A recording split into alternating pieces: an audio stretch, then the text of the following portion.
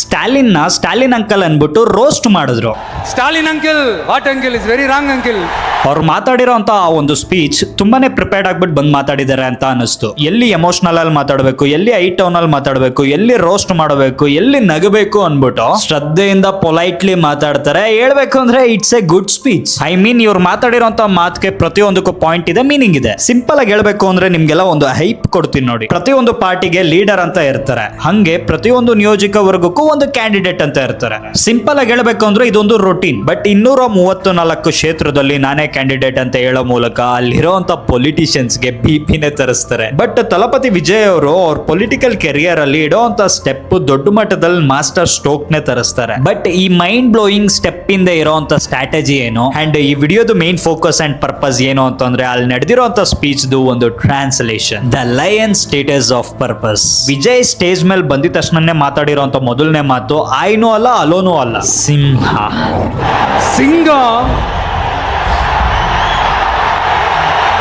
ஒரு சிங்கம் எப்போ எதுலயும் பெக்யூலியர் தான். ಆ ಒಂದು ವರ್ಡ್ ಇಂದ ಇಡೀ ಮೀಟಿಂಗ್ ಟೌನ್ ನೇ ಸೆಟ್ ಮಾಡ್ತಾರೆ. ಇದು ಒಂದು ಸಿನಿಮಾ ಡೈಲಾಗ್ ಅಲ್ಲ ಬ್ರೋ, ಒಂದು ಸ್ಟೇಟ್ಮೆಂಟ್ ಆಫ್ ಪರ್ಪಸ್. ತನ್ನ ಪೊಲಿಟಿಕಲ್ ಕೆರಿಯರ್ ಏನು ಅನ್ಬಿಟ್ಟು ಆ ಒಂದು ಡೈಲಾಗ್ ನ ಇಟ್ಕೊಂಡು ಡಿಫೈನ್ ಮಾಡ್ತಾರೆ. ಫಸ್ಟ್ ಥಿಂಗ್ ಏನು ಅಂತಂದ್ರೆ ಒಂದು ಸಿಂಹ ಗರ್ಜಿಸಿದ್ರೆ ಇಡೀ ಕಾಡಲ್ಲಿರುವಂತ ಪ್ರಾಣಿಗಳಿಗೆಲ್ಲ ಆ ಗರ್ಜನೆ ಕೇಳಿಸುತ್ತೆ. ಇದ್ರದ್ದು ಪೊಲಿಟಿಕಲ್ ಮೀನಿಂಗ್ ಏನು ಅಂತಂದ್ರೆ ನಾನು ಮಾತಾಡ್ದ ಅಂತಂದ್ರೆ ತಮಿಳ್ನಾಡು ಸ್ಟೇಟ್ ಫುಲ್ಲು ಕೇಳಿಸ್ಬೇಕು, ನನ್ನ ಮಾತಿಗೆ ಅಷ್ಟೊಂದು ಪವರ್ ಇದೆ ಅಂತ. ಸೆಕೆಂಡ್ ಪಾಯಿಂಟ್, ಕಾಡಲ್ಲಿರುವಂತ ಸಿಂಹ ಆಚೆ ಬಂತು ಅಂತಂದ್ರೆ ಟೈಮ್ ಪಾಸ್ಗೋಸ್ಕರ ಬಂದಿರಲ್ಲ, ಬೇಟೆ ಆಡೋದಕ್ಕೋಸ್ಕರ ಬಂದಿರುತ್ತೆ. ಅದೇ ತರನೇ ನಾನು ಪೊಲಿಟಿಕಲ್ ಕೆರಿಯರ್ ಅಲ್ಲಿ ಟೈಮ್ ಪಾಸ್ಗೋಸ್ಕರ ಬಂದಿಲ್ಲ, ಆ ಪವರ್ ನ ಬೇಟೆ ಆಡೋದಕ್ಕೋಸ್ಕರ ಬಂದಿದ್ದೀನಿ ಅಂತ. ಅಂಡ್ ಥರ್ಡ್ ಪಾಯಿಂಟ್, ಸಿಂಹ ಏನಾದ್ರು ಬೇಟೆ ಆಡೋದಕ್ಕಂತ ಹೋದ ಅಂತಂದ್ರೆ ಅದಕ್ಕಿಂತ ದೊಡ್ಡ ಅನಿಮಲ್ ನೇ ಟಾರ್ಗೆಟ್ ಮಾಡುತ್ತೆ. ಅಂಡ್ ವಿಜಯ್ ಅವರು ಡೈರೆಕ್ಟ್ ಆಗಿ ಒಂದು ಇಂಟ್ ಕೊಡ್ತಾರೆ, ನಾನು ಫೈಟ್ ಮಾಡೋದಕ್ಕಂತ ಬಂದಿರೋದು ಚಿಲ್ಡ್ರನ್ ಪೊಲಿಟಿಷಿಯನ್ಸ್ ಹತ್ರ ಅಲ್ಲ, ನಾನು ಏನಿದ್ರು ಟಾಪ್ ಪೊಲಿಟಿಷಿಯನ್ಸ್ ಹತ್ರ, ಏನಿದ್ರು ಸೆಂಟ್ರಲ್ ಗವರ್ಮೆಂಟ್ ಹತ್ರ ಅಂತ. ಅಂಡ್ ಫೋರ್ತ್ ಪಾಯಿಂಟ್, ಎಷ್ಟೇ ಅಸ್ವಲ್ಲಿದ್ರು ಸಿಂಹ ಯಾವತ್ತು ಸತ್ತಿರೋ ಪ್ರಾಣಿ ಮೇಲೆ ಬೇಟೆ ಆಡಲ್ಲ ಅಂತ. எவ்வளவு பசியில் இருந்தாலும் உயிர் இல்லாததை கெட்டு போனதை தொட்டு கூட பார்க்காது.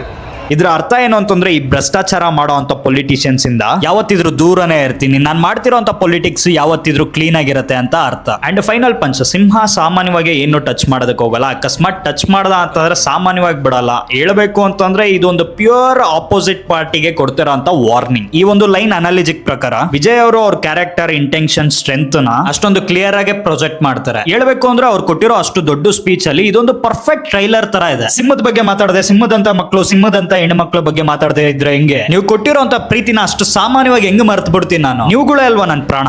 என்னுடைய அம்மாக்கள், அக்கா தங்கைகள், அண்ணன் தம்பிகள், நண்பர்கள் அனைவருக்கும் என்னோட உயிர் வணக்கம். ಇಲ್ಲಿಗೆ ಡೈರೆಕ್ಟ್ ಆಗಿ ಬರಕ್ ಆಗ್ದಿಲ್ದಿರೋ ಅಂತ ನನ್ನ ಅಕ್ಕ ತಂಗಿಯರಿಗೆ, ಅಮ್ಮ ತಮ್ಮಂದಿರಿಗೆ, ನನ್ನ ಹೃದಯದಲ್ಲಿರೋಂತ ನನ್ನ ಸ್ನೇಹಿತರಿಗೂ, ನನಗೆ ಸಪೋರ್ಟ್ ಮಾಡಿರೋಂತ ಪ್ರತಿಯೊಬ್ಬರಿಗೂ ನಾನು ಮಾಡ್ತಿರೋಂತ ನನ್ನ ಪ್ರಾಣ ನಮಸ್ಕಾರ ಅನ್ಬಿಟ್ಟು ನೆಕ್ಸ್ಟ್ ಫೇಸ್ಗೆ ಹೋಗ್ತಾರೆ. ಈ ಫೇಸ್ಗೆ ಹೋಗೋದಕ್ಕಿಂತ ಮುಂಚೆ ನಿಮ್ಗೆಲ್ಲ ಒಂದ್ ಮಾತು ಹೇಳ್ಬೇಕು, ಲವ್ ಯು ಸೋ ಮಚ್. ಹೇಳ್ಬೇಕು ಅಂತಂದ್ರೆ ಇದು ಅವ್ರ ಸ್ಪೀಚ್ ಅಲ್ಲಿ ಹೇಳಿರೋಂತ ಮಾತಲ್ಲ, ನನಗೆ ಅನ್ಸಿರೋ ಒಂದು ಮಾತನ್ನ ನಾನು ಹೇಳ್ತಿರೋದು. ಏನಕ್ಕೆ ಅಂತಂದ್ರೆ ನನಗೆ 10K ಆಗಿರೋಂತ ಖುಷಿಗೆ. ಯಾರ್ಯಾರು ನನ್ನ ಚಾನಲ್ ಸಪೋರ್ಟ್ ಮಾಡಿದಿರೋ, ಲೈಕ್ ಮಾಡಿದಿರೋ, ಅಂಡ್ ಇನ್ನು ಯಾರಾದ್ರೂ ನನ್ನ ಚಾನಲ್ಗೆ ಸಬ್ಸ್ಕ್ರೈಬ್ ಮಾಡಿಲ್ಲ ಅಂದ್ರೆ ಕೆಳಗಡೆ ಕಾಣಿಸ್ತಿರೋ ಅಂತ ಸಬ್ಸ್ಕ್ರೈಬ್ ಬಟನ್ ಒತ್ತಿ ಸಬ್ಸ್ಕ್ರೈಬ್ ಮಾಡಿ. ಏನಕ್ಕೆ ಅಂದ್ರೆ ನೀವು ಮಾಡೋಂತ ಪ್ರತಿಯೊಂದು ಸಬ್ಸ್ಕ್ರೈಬ್ ಇನ್ನಷ್ಟು ವಿಡಿಯೋಸ್ ನ ಮಾಡೋದಕ್ಕೆ ಮೋಟಿವೇಶನ್ ಸಿಗುತ್ತೆ. ಅಂಡ್ ಥ್ಯಾಂಕ್ ಯು ಮಿಸ್ಟರ್ ಅನಾರಿಯಾ. ಯೂಟ್ಯೂಬ್ ನ ಬಿಟ್ಟು ರಾಜಕೀಯಕ್ಕೆ ಹೋಗ್ದಿರ ಇದ್ರೆ ಸಾಕು.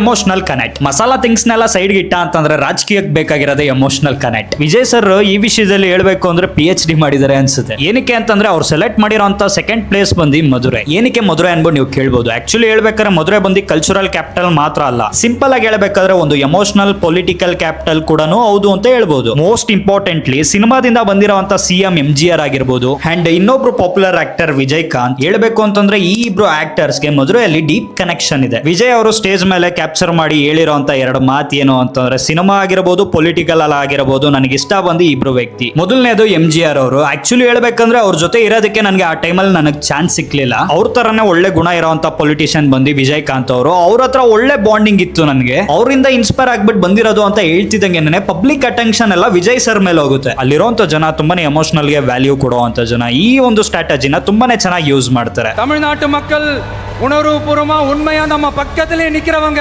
அதுக்கு ஒரு மிகப்பெரிய அடையாளம் தான் இந்த மதுரை மண். ಈ ಎರಡು ಪಾಯಿಂಟ್ ನ ವಿಜಯ್ ಅವರು ಡೀಪ್ ಆಗಿ ಕ್ಯಾಪ್ಚರ್ ಮಾಡ್ತಾರೆ. ಅದಕ್ಕೆ ಹೇಳಿದ್ದು ವಿಜಯ್ ಅವರು ಈ ವಿಷಯದಲ್ಲಿ PhD ಮಾಡಿದ್ದಾರೆ ಅಂತ. ಇವಾಗ ಫ್ಯಾನ್ಸ್ ಗೆ ನೀವು ನನ್ನ ಪ್ರಾಣ ನನ್ನ ಹೃದಯದಲ್ಲಿದ್ದೀರಾ ಅಂತ ಹೇಳೋದು ಬೇರೆ, ಆದ್ರೆ ಅಲ್ಲಿಗೆ ಬಂದಿರೋಂತ ಫ್ಯಾನ್ಸ್ ಗೆ ನಿಮ್ ಬಗ್ಗೆ ಮಾತಾಡ್ತಿದ್ದೀನಿ ಅಂತ ಫೀಲ್ ನ ಕ್ರಿಯೇಟ್ ಮಾಡೋದು ಬೇರೆ. ಬಟ್ ವಿಜಯ್ ಅವರು ಆ ಒಂದು ಫೀಲ್ ನ ಮ್ಯಾಜಿಕ್ ನ ಈ ಒಂದು ಸ್ಪೀಚ್ ಅಲ್ಲಿ ಕ್ರಿಯೇಟ್ ಮಾಡ್ತಾರೆ. ಪಾಲಿಟಿಕ್ಸ್ ಅಂತಂದ್ರೆ ನಂಬರು ಕ್ಯಾಲಿಕೇಶನ್ ಅಲ್ಲ, ಒಂದು ಎಮೋಷನಲ್ ಅನ್ಬಿಟ್ಟು ಈ ಒಂದು ಸ್ಪೀಚ್ ಅಲ್ಲಿ ಪ್ರೂವ್ ಮಾಡ್ತಾರೆ. ಅಂಡ್ ಎಮೋಷನಲ್ ಆಲ್ಮೋಸ್ಟ್ ಇಲ್ಲಿಗೆ ಕನೆಕ್ಟ್ ಆಯ್ತು ಅನ್ಬಿಟ್ಟು ವಿಜಯ್ ಅವರು ಗೇರ್ ನ ಚೇಂಜ್ ಮಾಡೋ ಮೂಲಕ ರೋಸ್ಟಿಂಗ್ ಕಡೆ ಹೋಗ್ತಾರೆ. ತಮಿಳ್ನಾಡಲ್ಲಿ 1967 ಅಲ್ಲಿ ಅಂಡ್ 1977 ಅಲ್ಲಿ ಏನ್ ದೊಡ್ಡ ಮಟ್ಟದಲ್ಲಿ ಚೇಂಜಸ್ ಆಯ್ತು ಅದೇ ರೀತಿ ನಿನ್ನೆ 2026 ಅಲ್ಲೂ ಕೂಡ ದೊಡ್ಡ ಮಟ್ಟದಲ್ಲಿ ಚೇಂಜಸ್ ಆಗುತ್ತೆ ಅಂತ ಹೇಳ್ತಾರೆ. அதே மாதிரிதான் அடுத்த வருஷம் 2026ல அப்படி ஒரு வரலாறு திரும்ப போகுதுன்னு உறுதியா சொல்றதுக்கான மாநாடு தான் நம்மளோட இந்த இரண்டாவது மாநில மாநாடு. ಇಲ್ಲಿ ವಿಜಯ್ ಅವರು ಅವ್ರ ಪಾರ್ಟಿನ AMK DMK ಗೆ ಹೋಲಿಸ್ಕೊತಿದ್ದಾರೆ. ಆ ಟೈಮಲ್ಲಿ ಅವ್ರು ಮಾಡಿರ್ಬೋದು, ಇನ್ನ ನಾನು ಮಾಡ್ತೀನಿ ಅನ್ಬಿಟ್ಟು ಜನಗಳಿಗೆ ಭರವಸೆ ಕೊಡ್ತಾರೆ. ಬಟ್ ಹೇಳ್ಬೇಕು ಅಂತಂದ್ರೆ ಇದು ನಾರ್ಮಲ್ ಜರ್ನಿ ಅಲ್ಲ ಅನ್ಬಿಟ್ಟು ಅವ್ರಿಗೂ ಕೂಡ ಗೊತ್ತು. ಅದಕ್ಕೆ ಡೈರೆಕ್ಟ್ ಆಗಿ ಆಪೋಸಿಟ್ ಕ್ಯಾಂಡಿಡೇಟ್ ನ ರೋಸ್ಟ್ ಮಾಡ್ತಾರೆ. ನಾನು ಪಾಲಿಟಿಕ್ಸ್ ಬರಲ್ಲ ಅಂತಂದೆ ಬಂದೆ, ಹೊಸದಾಗಿ ಪಾರ್ಟಿ ಕಟ್ಟಲ್ಲ ಅಂತ ಹೇಳಿದ್ದೆ ಕಟ್ಟದೆ, ಹೊಸದಾಗಿ ಮೀಟಿಂಗ್ ಇಡಲ್ಲ ಅಂತ ಹೇಳಿದ್ದೆ ಇಟ್ಟೆ, ಮಳೆ ಬಂದಿ ಆ ಮೀಟಿಂಗ್ ಸ್ಪಾಯ್ಲ್ ಆಗುತ್ತೆ ಅಂತ ಹೇಳಿದ್ರು. ಅಂದ್ರು ನೋಡಿದ್ರ ಅನ್ಬಿಟ್ಟು ಅವ್ರಿಗೆ ಬಂದಿರೋಂತ ಡೌಟ್ ನ ಪಾಯಿಂಟ್ ಟು ಪಾಯಿಂಟ್ ಜನಗಳ ಮುಂದೆ ಇಡ್ತಾರೆ. ಇವಾಗ ಶೂಟಿಂಗ್ ಮುಗಿಸ್ಕೊಂಡು ಹಂಗೆ CM ಆಗೋದಕ್ಕೆ ಹೋಗಿದ್ದಾನೆ ನೋಡು ಅಂತಾನು ಹೇಳಿದ್ರು. ನೀನ್ ಫಿಲಂ ನೋಡಕ್ ಬರೋರು ಯಾರು ಓಟ್ ಹಾಕಲ್ಲ ಅಂತಾನೋ ಅಂದ್ರು. ಅಂಡ್ ನಿಮ್ಗೆ ಗೊತ್ತಲ್ಲ ಯಾರು ಏನೇ ಹೇಳಿದ್ರು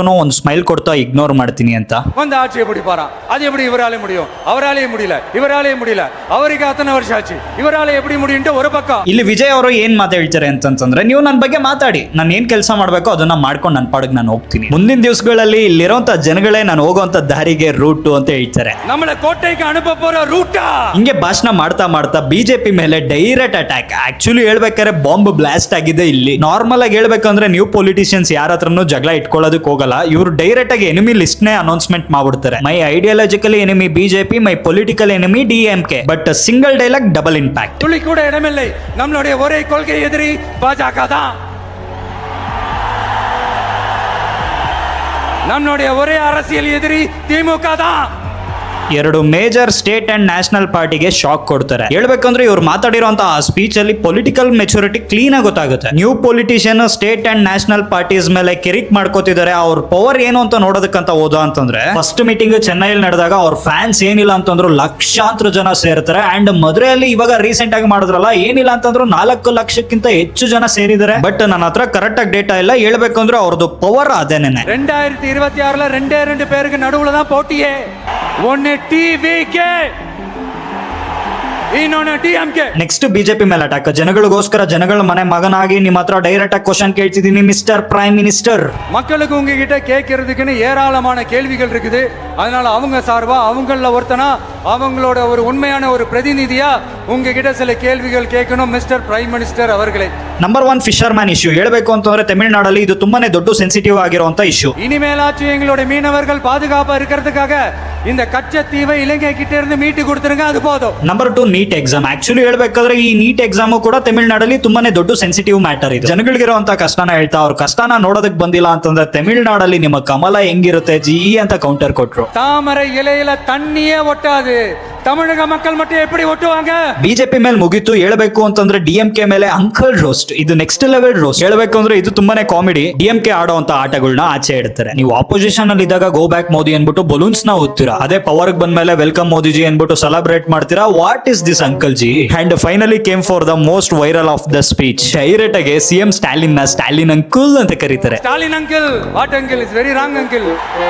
ಆ ಒಂದು ಡೈಲಾಗ್ ಪೊಲಿಟಿಕಲ್ ಸ್ಟೇಜ್ ಮೇಲೆ ಸೆನ್ಸೇಷನ್ ಕ್ರಿಯೇಟ್ ಆಗುತ್ತೆ. What uncle, it's A too much wrong uncle ಅಂದ್ರು. ಅಂಕಲ್ ನಿಮಗ್ ಮನಸಾಕ್ಷಿ ಇದೆಯಾ ಅಂತ ಹೇಳ್ಕೊಂಡು ರೋಸ್ಟ್ ಮಾಡ್ತಾ, ನಿಮ್ ಗೌರ್ಮೆಂಟ್ ನಿಜಾಯಿತಿ ಆಗಿದ್ಯಾ, ಹೆಣ್ಣು ಮಕ್ಕಳಿಗೆ ಸೇಫ್ಟಿ ಇದೆಯಾ? ಹೇಳ್ಬೇಕು ಅಂತಂದ್ರೆ ಸ್ಟಾಲಿನ್ ಅಂಕಲ್ದು 1000 crores ಕರಪ್ಷನ್ ಅಂತೆ. ನೀವೇನೋ ಮಿಸ್ಟರ್ ಕ್ಲೀನ್, ವೈಟ್ ಕ್ಲೀನ್ ಅನ್ನೋ ರೀತಿ ಫೀಲ್ ಆಗ್ತಿದ್ದೀರಾ. What is this uncle? ಹೆಂಗಸರಿಗೆ 1000 ರೂಪಾಯಿ ಕೊಟ್ರೆ ಸರಿ ಹೋಗುತ್ತಾ ಅಂತ ಹೇಳ್ತಾ ಅಲ್ಲಿಗೆ ಅವ್ರು ನಿಲ್ಸೋದಕ್ ಹೋಗ್ಲಿಲ್ಲ. ಇನ್ನು ಯಾರ್ಯಾರಿಗೆ ಮೋಸ ಮಾಡಿದಿರೋ ಎಲ್ರದ್ದು ಲಿಸ್ಟ್ ಹೇಳ್ತಾ ಹೋಗ್ತಾರೆ ಪಬ್ಲಿಕ್ ಮುಂದೆ. ಗೌರ್ಮೆಂಟ್ ಮೋಸ ಮಾಡಿದಿರಾ, ಟೀಚರ್ ಮೋಸ ಮಾಡಿದಿರಾ, ಫಾರ್ಮರ್ ಮೋಸ ಮಾಡಿದಿರಾ, ಫಿಶರ್ ಮ್ಯಾನ್ ಮೋಸ ಮಾಡಿದಿರಾ. ಅಷ್ಟೇ ಯಾಕೆ ಯೂತ್ಸ್ಗೂ ಕೂಡ ಮೋಸ ಮಾಡಿದಿರಾ. It's very very very wrong uncle. சத்தமா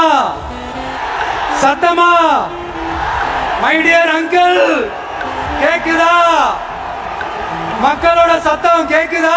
ರೋಸ್ಟ್ ಮುಗಿದ್ಮೇಲೆ, ಸ್ಪೀಚ್ ಮುಗಿದ್ಮೇಲೆ, ಎಲ್ಲಾನು ಮುಗಿದ್ಮೇಲೆ ಎಮೋಷನಲಿ ಒಂದು ಮಾತು ಹೇಳ್ತಾರೆ. ನಾನು ಪೊಲಿಟಿಷಿಯನ್ ಏನಕ್ಕೆ ಆಗ್ಬೇಕು ಅನ್ಕೊಂಡಿದೀನಿ ಅಂತಂದ್ರೆ ಕೃತಜ್ಞತೆ ತೀರಿಸ್ಕೊಳ್ಳೋದಕ್ಕೋಸ್ಕರ. 30 ವರ್ಷ ನಿಮ್ಮನೆ ಹುಡುಗನ್ ತರ ನೋಡ್ಕೊಂಡಿದೀರಾ, ನನ್ನ ಮೇಲೆ ಪ್ರಾಣನೇ ಇಟ್ಕೊಂಡಿದೀರಾ. ಎಷ್ಟೇ ಜನ್ಮ ಆದ್ರೂ ಈ ಋಣನ ನಾನು ತೀರಿಸ್ಕೊಳ್ಳೋದಕ್ಕಾಗಲ್ಲ ಅನ್ಬಿಟ್ಟು ಕಣ್ಣಲ್ಲಿ ನೀರು ತುಂಬಿಕೊಂಡು ಎಮೋಷನಲಿ ಹೇಳ್ತಾರೆ. ಆ ಮಾತನ್ನ ಹೇಳ್ಬೇಕಾದ್ರೆ ಒಂದು CM ಆಗ್ಬೇಕು ಅನ್ನೋ ರೀತಿ ಹೇಳಿರಲ್ಲ. ಒಂದು ಫ್ಯಾನ್ಸ್ಗೆ ಅಣ್ಣನೋ ತಮ್ಮನೋ, ನಿಮ್ಮ ಫ್ಯಾಮಿಲಿಯಲ್ಲಿ ನಾನು ಒಬ್ಬ. மதுரை மத்தி வேட்பாளர் விஜய் மதுரை தெற்கு வேட்பாளர் விஜய், மதுரை வடக்கு வேட்பாளர் விஜய், மேலூர் விஜய், சோழவந்தான் விஜய், திருப்பரங்குன்றம் விஜய், திருமங்கலம் விஜய், ಉಸರಪಟ್ಟಿ ವಿಜಯ್. ಅಂಡ್ ಫೈನಲಿ ಒಂದು ಡೈಲಾಗ್ ಹೇಳ್ತಾರೆ ಗುರು, ನನಗಂತೂ ಸಿಕ್ಕಾಪಟ್ಟೆ ಇಷ್ಟ ಆಯ್ತು. ಎಲ್ಲಾ ರಾಜಕೀಯ ವ್ಯಕ್ತಿಗಳು ಜ್ಞಾನಿಗಳಲ್ಲ, ಎಲ್ಲಾ ಸಿನಿಮಾದವರು ಮೂರ್ಖರಲ್ಲ. ಈ ಹೊಸ ಪಾರ್ಟಿ ತಮಿಳುನಾಡು ಗೌರ್ಮೆಂಟ್ ನ ಶೇಕ್ ಮಾಡೋದಾ ನೋಡೋದಾ, ಟೈಮ್ ವಿಲ್ ಡಿಸೈಡ್. ಹಂಗೆ ನೀವ್ ಯಾರಾದ್ರೂ ಹೊಸಬ್ರಾಗಿದ್ರೆ ಲೈಕ್ ಮಾಡಿ, ಕೆಳಗಡೆ ಕಾಣಿಸ್ತಿರೋ ಅಂತ ಕಮೆಂಟ್ ಬಾಕ್ಸ್ ಅಲ್ಲಿ ಕಮೆಂಟ್ ಮಾಡಿ, ನಿಮ್ ಫ್ರೆಂಡ್ಸ್ ಫ್ಯಾಮಿಲಿ ಮೆಂಬರ್ಸ್ಗೆ ಶೇರ್ ಮಾಡಿ ಅಂತ ಹೇಳ್ತಾ